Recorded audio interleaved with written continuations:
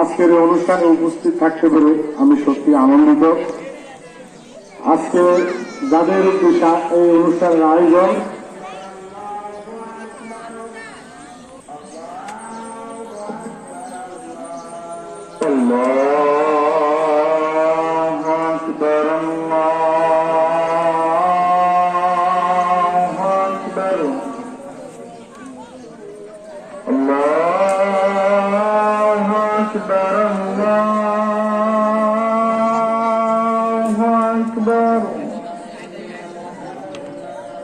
أشهد أن لا إله إلا الله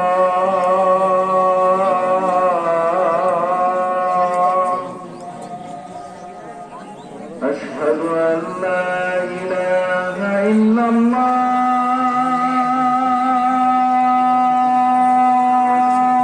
এটা বিদায় না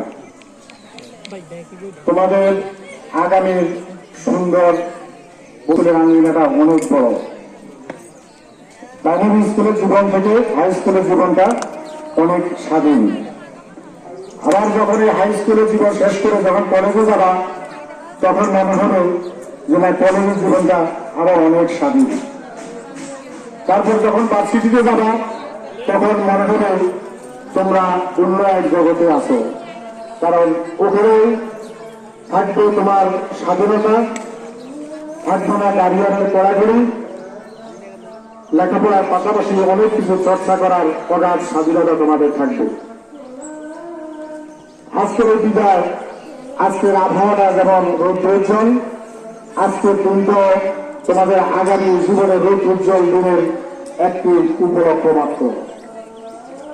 তোমরা যারা পরীক্ষা দিবে, পাশ করবে, তোমরা শুধু নিজের জন্যই লেখাপড়া করবে না,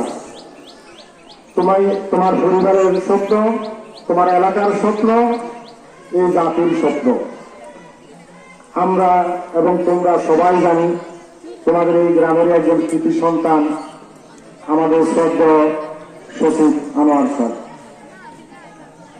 এবং তোমাদের পাশের গ্রাম আমাদের বছর একজন উপসচিব, খুব রিসেন্টলি একজন উপসচিব হয়েছে, সে আমার ছোট ভাই।